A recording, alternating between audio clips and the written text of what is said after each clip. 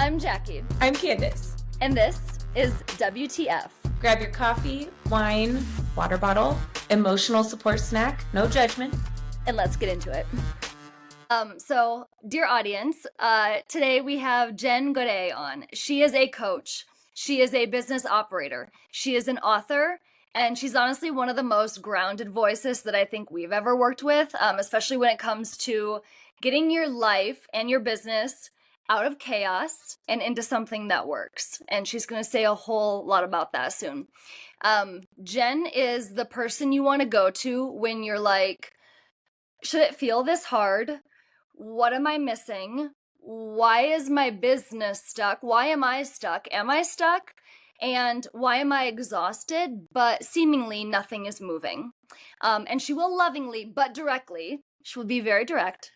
She will tell you what might not be working and what you can do instead. So, on a quick side note, we've been on Jen's show called Power CEOs, which we love. And it was like this full circle moment when our worlds just collided. And it was one of our initial conversations, actually. And since then, this has evolved into like business together, friendship, really interesting conversations. We've been really lucky to have Jen participate. A Shark Tank panel we did together that was super fun. So all around, we're just huge Jen Gaudet fans, and you're going to get a little bit of fangirling on this show, and then also hopefully some really valuable application, whether you're a founder or just a woman in finance or a woman in general looking to enhance social capital, whatever it is. So Jen, with that powerhouse intro in mind, I know people call you Wonder Woman. Can you give us a little more background? Let's not be humble for a second. What did that intro miss? What else can we know about you? Oh, wow. So I don't know. You call me Wonder Woman. Um, Actually, Tom calls you Wonder Woman. He um, always introduces you. I'll be honest. I think the biggest thing is for those watching. I was in sports medicine and human performance. I'm an expert in human performance for 20 years, and I've turned that onto business. And the reality is it doesn't have to be that hard. You just need the right team in your corner, the right systems. If you're hard on your systems and build the right operations into your business, you can be easy on the people and easier on yourself and really take that back. And so I think from all of the things that I've done, whether it's investing, whether it's helping other entrepreneurs, et cetera, it really boils down to what is most important to you and in your life and why are you doing this? And if you can get super crystal clear on that and put the actions in place and the systems in place to get there, it doesn't have to be this hard. And the other thing is you don't have to do it alone. And I think that Candace and Jackie, that's one of the reasons that we get along so well, because you guys share that same, let's not operate in an island. You're not alone. Reach out to the people who've been there and done that and can help you through the process. Because I think, all of my collective experience, all of your collective experience, that it's a shame not to tap into that and to really see what your potential is. I think none of us suffer in silence well. It's like we're like, this is a problem and I'm going to solve this. I'm not going to just sit here and endure this pain forever. Like there's something here, and we see it in other people too. It's something we don't want other people suffering either. We're like, let's attack this. Well, and you have an AI mastermind. AI is so hot right now. But really it's AI in the context of operations within your business, right? And we have had a lot of conversations with people looking for private capital, investors, people looking to invest. And we've said like AI needs to be a part of the conversation. If you're not implementing AI, you're probably not optimizing your operations, and therefore probably not positioned to really grow and scale, right? Dive in that lane. That's a really deep lane. It's a deep lane. It's a wide one too. There's room for a few swimmers here. We're going into like Mariana Trench. So I would argue at this point in time, AI has been here for a long time. It's not new, and it's integrated into all of the big name, big box solutions that you have. If you're using enterprise solutions, they've baked it in. A lot of founders are afraid of this, and they're afraid of optimizing or afraid that things are going to take away. And I'm going to just start with never outsource your thinking to artificial intelligence. So if you're here and you're thinking about artificial intelligence, it's literally a paradigm shift from what we were doing with software. It's not just an upgrade to Excel. So you have to think about it differently, and you have to think about, what do I want to have control of as a human, whether it's me or the leadership team I've got in place.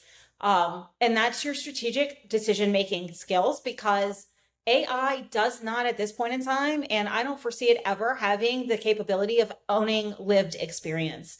And as founders, we have a lot of that. And so lived experience helps shape our decisions. It's not just, I'm going to give an example. It's not just about the numbers, right? If you only look at a deal and you think about it from an investment standpoint and you look at it and the numbers are great, that's wonderful. But what if the person's a complete jerk and they don't do what they say they're going to do? And even though everything on paper looks right, something misfires and then they just lose their ever living mind later down the stretch, right? You lose your money, you have a horrible experience. AI doesn't have that experience to back it up with. It's just looking at the numbers. So think about it in that context. AI is looking at it from what is programmed into it. So when we approach this, we have to look at it like it's going to optimize everything we feed it, right? So if we feed it systems that are not optimized, or maybe things or procedures that we've been doing and they're kind of archaic and they're not yielding our result, all that does is accelerate that bad result. So when we think about AI readiness and AI, we think about it as operational excellence. What do I need to do? Am I operating as efficiently in the human part of the process? How much is that human process costing me, and in time and capital? Because that's a very big one. And what will be the result? If we don't understand, I run X process 100 times in a week, right? And it costs me 1,000 times every time I run it. But if AI can now run that, and now it only, now it costs me half the amount. Look at the savings that you have. And then that's in perpetuity. So we have to look at it from the time savings and say, okay, well, that frees up half my time now, because I'm no longer having to be involved in this process. So now what can I turn my human higher level, higher value contribution to? Well, it's growing the business, scaling the business, training my replacement, hiring my leadership team so that I can exit the business, or whatever your goal is. Doesn't matter what your goal is, whether you're exiting or you're just hoping to, free some of your time. But we have to look at it from that lens, because what I'm seeing go wrong with AI is people just going for shiny objects, putting things in, and then it's exposing problems. It's exposing logic problems. It's exposing gaps in systems that you have, and it's exposing that in an epic fashion. So instead of little mistakes, we're having very large mistakes. So I'd say operational excellence is what's working, where are the gaps now, fix that first, and then put an automation to it after the fact. But the most important thing is, what will we not let it do? Because you can't add that after the fact. You're seeing that in the news right now with all of these big mistakes happening all over the place, because they tried to put guardrails in after the fact. We have to know very clearly what we do want it to do and what we absolutely do not, so that we can train it from the beginning in that fashion.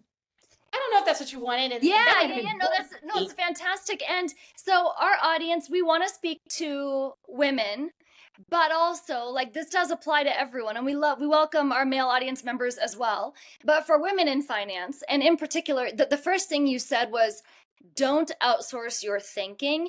And what I would add to that is, you can't outsource your emotional intelligence. And I know you work with a lot of women founders, a lot of women business owners. You coach a lot. And I think that's something that it deserves to be brought back into the conversation, is how do you mix AI with emotional intelligence to, like, amplify your result? Because a lot of our conversations are just AI this, AI that. I want to use this tool. How do I use that? I have so many. How do I make them work together? And it's like, whoa, there is still such a place for our humans, our women, our emotional intelligence, our male founders as well, our introverts, our thinkers, our you name it. So there's an easy answer to this. Any point that requires trust is something we don't outsource, because it requires that emotional intelligence and that human decision-making process. And I'll give you an example about this, right? All of these companies they automated their entire customer service to AI. They fired all their employees. And what are they doing now? They're hiring them back. Why? Because it broke trust with the client at some point along the journey. So where AI is applicable in customer service is, yes, it can handle a good amount of those things. It can make our human customer service representatives much more effective, efficient, with the right answer, the right time, pointing to the right direction first. But in those touch points, both in the marketing and sales process to get the client in the door to become a client, and then in those nurture points throughout your client journey, never outsource that, because those human touch points are the points where we know. And I'm going to give you an example. And I'm going to give you a life coaching example, because part of what my background is comes from coaching athletes in life coaching. And always around session 4, 5, or 6, we self-sabotage. So we will do the identity work, we'll do the deep work and help them through the transformation. But I know darn well that by the 4th, 5th, or 6th session, they're going to be self-sabotaging, because it's kind of like, here's your anchor and here's your rubber band, right? And you're growing and you're growing and you're growing, but you still have something anchoring you to who you are. And now you've stretched too much, and self-sabotage happens when you get too far, and it bam, it slams you right back to where you are. So what we do is we build into session 4, when we're working on a consecutive package, we remove that anchor. What is that anchor? We drive that forward and overcome self-sabotage, so that now we may not be as far as we stretched before, but now our baseline is further down the road. And then we know that's going to happen again, usually. And I mean, statistically, there's a little error between 6 and 8. So if it happened at 4, we're going to anticipate we have to re-anchor at session 6 or 7. And so we do that so that our baseline continues to grow. Does that make sense? And it's the same thing with trust in a relationship. Like, we build our relationship, but then there comes a time when our business grows so much that we can't be that involved anymore. So we have to hire teams, but we have to instill the trust in our teams to deliver that. If we take that same sort of approach and look at it like, what can we automate that can make our teams more effective and efficient to really escalate those human touch points and those high value points, then we win the AI game. And so that's kind of the paradigm shift that I was referring to earlier. We have to think about it. It's a virtual team that happens to be like robotic employees, if you will, however that looks in your brain. And it has to work synergistically with our human team so that we maintain trust throughout the client journey. Otherwise, the client's going to migrate off to somebody who's not integrated, or somebody that aligns differently, or that's actually listening to them and giving them that personal human touch that they require. Fangirl moment. You're so smart. Sorry, Candace. Go ahead. I know. We just love you. You are so smart. I love your perspective on things. There were so many triggering thoughts during that. So I'm going to try to just like stay single focused on the first one. One of the things that popped up for me that I actually hadn't really like gotten to yet, and it came when you said, protect your thoughts. This is why women in business, this is why diversity in business is so important, because we need the different thought process. And I could see that being the risk as we continue to automate and implement these changes, is that we kind of lose some of that different perspective that truly is like, for most businesses, most people, the really kind of secret sauce to success. So how do you see that? Do you think we're going to hit some it sounds like we kind of have in some businesses where we've hit this point where it's like, ooh, we lost kind of that magic. We have to dial back a little bit. Yeah. And I'm going to preface this by, we're now at kind of 50% adoption on AI in different iterations. And what that means is different for different companies. And it is a process. So a lot of companies go in and they're like, great, this is great, I'm just going to roll it out. No, start small, pilot it, and see with a curated group of customers who will give you real feedback. We all have those customers who are our brand ambassadors. Like, no matter what, they're always sending people our way. They love us. They give us real feedback if something's not working, or if there's something that they really need, they come and they go, hey, I really wish you did this because this is missing, right? So if we take that thought and that feedback loop approach when we do AI, and we think about what's going to give us the most value, I'm a big fan of internal AI first before we externally face it to clients. Why? Because if our teams don't buy in, then there's going to be animosity and energetic feeling. And now here's the woo part. I generally don't talk too much about the woo, but it is legitimately a thing. If you're energetically not buying in as an employee, and maybe I'm the sales team, I'm not going to use the technology, and that's going to come through to the person I'm trying to sell to, right? So we want it internally, and I call it find your internal cheerleaders, ladies.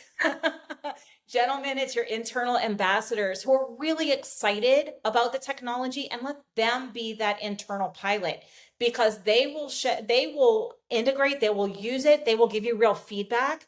And then their results will get their other team members going, wait a minute, how come they're able to do 20% more volume than me? That doesn't make any sense. So it starts to show up. And so then the next level, who were a little apprehensive, will start to question and get a little more buy-in. So it's kind of like a buy-in process internally, but you always start small in a sandbox pilot scenario to make sure it's actually giving you what you want. So that's why we needed to know the metrics on the front end for the back end, but it's about the buy-in on the human. And then the questions that often get missed when I come in, it's because they didn't adopt, because the team was afraid that it was going to take their jobs away. So I'm a fan of very radically transparent conversations. We as an executive team are going to integrate this. It is not going to replace you. We're looking to take the things off your plate that are repetitive and help you do more of the things that you love. Like it's really about what's in it for our employees to get buy-in. And then once we internally understand that and we have the employee buy-in, then we think about what is that external facing application that the clients are going to interact with. And we have to always put ourselves in that perspective. So Candace, you said something along the lines of closed perspective. I'm not going to flip the script. I leverage my personal, I'm in a partnership for one product right now, and I leveraged it to put the other person's bias into my conversation, because I am a Caucasian female. I have a set lived experience. I sell to men, women, all ethnicities, all different sized businesses. And so I will literally have a conversation that broadens my perspective with my board of advisors. And I say, okay, now here's the client, interject all of their biases, because bias has a bad rap. Yes, there's bias in the internet, and we don't want to be biased. However, when we're doing sales, for example, we absolutely need to know what the person we're selling to cares about. And what Candace cares about is different than what Jackie cares about, is different than what Jen cares about. When we're exiting a company and we're selling a company, founders tend to think about how I sell to my customers instead of thinking about the person I'm selling to is now my customer. It's a completely different experience. I have to sell in a different way and understand what their biases are and what they're looking for. So leveraging the tool to say, where are the holes? What am I not thinking? This is my idea. This is what I'm thinking about. And I am not, the person I'm selling to is a 61-year-old male who has these characteristics, and he cares about this, and this is his business. Like, what am I not seeing? And so it helps to broaden my perspective and my thinking, so I have a more informed decision. So I just wanted to challenge that one thing. Amazing. That is yes. brilliant. And this is also, Candace and I are very woo. We love the woo. We love the energy discussion. We love merging into energy. I love this. I think about, like, people talk about reality.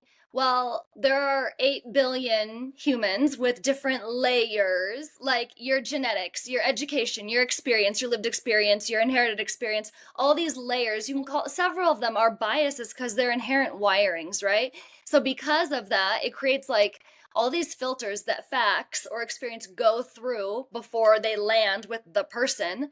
And then, there's an energy of that. And to create alignment, like, you have to understand we have shared reality, right? Like, we can agree, like, we have a word for this, cell phone. But there are so many different versions of reality, and it is so astute of you to bring that perspective in and even stop and think, like, oh, how might someone else think about this? And the energy behind that PS is so loving. It's so human. I love it. I really enjoy that. I'm thinking of it even like as a personal layer of, like, there's friction in communication, especially written communication, because we are putting our own bias into what we're reading. And then however the person sent it may have had a completely different intention. My husband and I, after 20 years, still have this issue because the way he speaks and how he writes, he is very like literal, and so I'll read things and I'm like, oh my God, how dare you? And it'd be great if I had a bot in there that's just like, okay, sis, tone it down, take a seat, read it from his perspective. He's literally saying, okay, as in it's fine. You're I absolutely think right. that's And it's brilliant. funny because like, if I don't know if you saw the use case, like the percentage of users that are using, for example, I'm going to use like ChatGPT, for example, the percentage of users who are using it for personal as opposed to for business. It's kind of interesting that the bulk of their users are using it for personal uses. Most people are still using AI as a search tool. Yeah. Y'all are using it like that's a It's terrible, the like baby that's level. It's the so pre-K. 2022. We're Yeah. evolving. We're evolving. We're evolving. Yeah, and then the next evolution is I'm using it to write copy in business. Okay, now you're in 2023, folks. Like, let's get with the program. Let's use it to evolve our thinking, to expose the gaps that we have. And I'm going to put this caveat: we can do this with AI and do this, but it does not replace having the right advisors, because AIs. I don't care what AI you're using. I don't care if you're using mine. It's trained in our brains, our brain algorithms, the way we think. It's trained on the knowledge base that it was given. And if you're using any of those that scrape the internet, you're getting a bunch of bunk, right? So you always need to fact check if you're using the bigs. Because I mean, I'll use this example. I was in medicine. So the funniest thing to me is engineers would come in, they would have a shoulder pain, and they would come with Dr. Google's book of what was wrong with them, and they'd already diagnosed it, and I'm the professional. And guess what? They move their head and it causes a shoulder pain. So it wasn't coming from the shoulder at all. But Google says everything from it's cancer to it's harmless to it's a rotator. Like, it has all of these ridiculous span, and none of them were the right diagnosis, because Google didn't think to say, well, turn your neck. Does it hurt? Oh, it must be. If it causes this particular symptom, it's coming from cervical radiculopathy or whatever, the diagnosis would be. So you still need a human advisory board. But what it does when we are using the technology to add the different gaps, it makes us more informed. And so when we get with our advisors, we have a better, higher level conversation, because we already have kind of scenario played, or maybe we've done crisis scenario planning with artificial intelligence from a bunch of different perspectives. And we've explored a lot of different potential outcomes. So when we meet with our advisors, we're more prepared, and we can say, okay, so I thought through this, and here are the potential scenarios. These are the things, the outcomes. What am I missing? And then your advisors then know that you've done your homework, that you're thinking about this. You're already mentally prepared to kind of have that next level evolution of thinking and really get to the solution that's going to give you the biggest outcome. You can have a board, investors, advisors, and still have nobody you can actually talk to about what is really going on. That is not unusual. That is the founder reality. And we step in right there. I'm Tom Powell, and at the Founders Office, we're proud to sponsor Women Talk Finance. Amazing. I'm so curious, you diligence a lot of deals. You get pitched a lot. So does Candace. I do a little bit, not to the extent that either of you hear pitches. What are some immediate green flags and what are some immediate red flags when you're hearing a pitch? Go there. The biggest red flag is there's no competition in the space. Okay. But it's true, Jen. There's no one doing what I'm doing. You didn't do any research. And just because it's not already out there doesn't mean 30 other people haven't pitched me that same idea in the last 6 weeks. And where are you? I'm gonna use AI because this is something that I think every entrepreneur needs to know. There's a lot of shiny objects out there, and I don't know if you've trained on Sora and we're using Sora and now like it's no longer a thing, right? So you feel like maybe you wasted some time, but it's a scenario where a lot of people sell based off of a really great PowerPoint or pitch deck, or they're really great salespeople, but if they can't demonstrate at least in like a proof of concept to me, I'm not giving you money, because you haven't demonstrated that it could be engineered. Even if it's just a proof of concept or like a very minimal viable product, I'm not interested, because ideas are cheap. They're a million a dozen. But if you haven't prototyped that and proven your concept, then I don't know, like, what do I have to go on in due diligence? I've got nothing. I've got a napkin that says this is an idea that might happen. But if you've got something that's demonstrable, even if it's rough demonstration, that proves the concept, that moves you through to the next level for me. A When we're dollar of talking revenue is helpful. Yeah, a dollar of revenue. Yeah.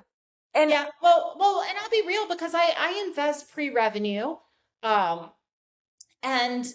they always have to have a working demonstration because I'm smart. But here again, I've been in it for long enough to be smart enough to know if there's a market or not.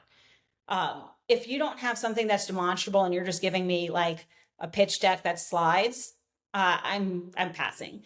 You know, the other things are lack of coachability. That really bothers me. And, you know, I think I might have said this. I don't know. We've had so many conversations. So, but if someone's not coachable, if someone hasn't been through fires before and isn't willing to talk about their failures and their learnings, that's a huge red flag for me because it tells me either A, they're inexperienced and have no idea what they're doing, or B, they're unwilling to be honest. And I mean, like, let's be real. This is the dating phase, and I'm not going to second date if I don't trust you. And I'm human, and every single human in here is human, and we've all had failures. So if your poop don't stink and you've never had a problem and you've only ever had wins, then I immediately go to either you're full of it or you have no experience. And that's even worse to me if you've not had any adversity. And I don't mean in business, it could be your first business, but if you don't have an example of real adversity and how you handled that, for me, I'm not going into business with you. I'm not investing in you because what happens when your back is against the wall?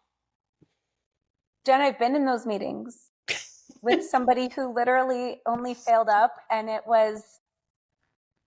resulted in a 45-year-old man crying in front of me, like literally not knowing what to do. And I was like, oh, sweet baby, you've never had anything go wrong before. That is crazy.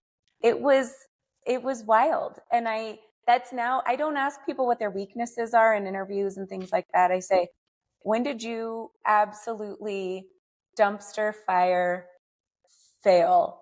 Like it was ugly and gross. And you could have made a total big mistake. It's not going to be a knock for me. I want to see that you were able to walk through the fire and get through it, because the resilience is what's super important. So I think that's, you and I so align on that. We just like to hear people. Let me liken it to athletes, because I think everybody can understand this. Everybody's seen professional athletes, and there's two types of athletes when they get injured. Like same ACL tear. Let's just use ACL tear to ACL tear. Two different quarterbacks can have an ACL tear. One will never, ever come back competitively. And the other is going to fight tooth and nail, and they're going to come back. And sometimes they come back stronger. The one who comes back stronger is the one that was not the star talent, but the one who had to work every step of the way and had to fight and claw. And they weren't in the first round of the draft. They maybe were even an undrafted pick, but they're the ones who really excel. And they're the ones who come back because they have the resilience of building and having to really work for every aspect, as opposed to the pure talents. Like, I was in sports medicine for 20 years. So pure talent, it used to be what got you that position, but now coaches have become a lot more, savvy, and they want to know what did they have to work for, because the pure talent becomes the locker room problem. And then the first sense of adversity, the first injury, they don't come back. And so that's a waste of money. And so the same applies in business, right? It doesn't have to be you've been in business. It just has to be you have had to work for something. Show me the work that you've done. Show me the blood, sweat, and tears. Because if you don't have that, then I don't trust that moving forward, especially in a startup. Or if you've never done an M&A and you're about to start adding, acquisitions to your growth plan, I don't trust that you're going to be able to drive it across the border. And let's not even talk about exit prep. Like the minute that due diligence gets tough, do that. That's a whole other episode. That's a whole nother episode. Everything you just said, guess what? AI cannot replace and give us the opportunities to build resilience. That's still that human development piece that we have to do the hard work ourselves. But for those interested in upping their AI game and keeping true to their human self, what would your recommendation be for their next step? If somebody's like, I'm still using AI in the preschool, kindergarten range, get me to Jen, get me to 2026. Maybe get me to 2025, somewhere in there. Yeah. So first off, there is no expert in the space. Anybody who tells you they're an expert in the space is lying, because I've been deep in this for years and it changes so regularly. So I would avoid the flashy marketing. You don't need another course. You don't need a flashy seminar or workshop. What you really need to do is dig in and start exploring with it. And so I would say your next step is, like we talked about earlier, try to think through a different person's perspective. Try it on for size and just play with it, because the reality with AI is tech keeps advancing. However, if we don't push the envelope a little bit, we don't grow with it. And so I would say that would be the natural next step, is stop typing. Just use that little microphone, because all of them have the microphone, and have a conversation with it and ask it to challenge what you're saying from different perspectives, so that you can start to think differently. And caveat, once again, it's scraping from the internet. It's sycophanic. If you're using Chat or Claude, it's gonna tell you you're great at some point in time. But just the exercise of what are the holes, and then when it goes and is your biggest cheerleader, say, stop telling me what I want to hear. It's trained to do that.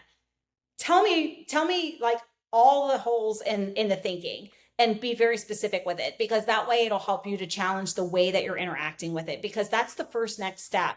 If we're just using it to write copy, or we're just like dictating and doing baby steps, or using it as Google search, it's how do we think and interact differently? Because when we think about the operational side, you have to understand the layer of how it thinks and how it operates first. And you can only do that if you take it to that level. I love it. I'm going to tell it Yes. Jen Gaudet. Yeah. And like the theme here is operational excellence, right? And that looks and feels very different. AI can be a component of operational excellence. Don't farm out your thinking. EQ is still so very, very important. And trust, a critical factor. If there's a question about trust, that's not the space for AI to fill. So using it as a tool in the right situations can add huge productivity and benefit, and huge pros with it, but know when and how to use it, and start small. Absolutely. Okay. Amazing. Thank you, Jen Gaudet, our Wonder Woman. How can people find you, Jen? LinkedIn is the best way to get me. I'm on LinkedIn, Jen Gaudet, Gaudet, just like it says. There's a picture of me and Dr. Phil on that profile. I am very responsive on LinkedIn. I've got a bunch of websites and things, but check out Power CEOs, the television show, because I've literally interviewed experts in every space, lots on AI. So if you're particularly interested in AI, you can get a lot of free content in that way. And I do consulting in the AI space. I have AI products for entrepreneurs to actually like an advisory board in your pocket that's closed source. So like I have some things that I can talk you through and walk you through. I do workshops regularly for free on exactly that, how to up level your AI integrations in your business. Amazing. Thank you. Okay, that was today's episode of WTF. If you laughed, learned something, or felt a little less alone, make sure you hit follow. And send this episode to a friend who might need it. Women don't gatekeep, especially not the good stuff. We'll be back next week with more real talk, more stories, and probably more oversharing. See you next time on WTF.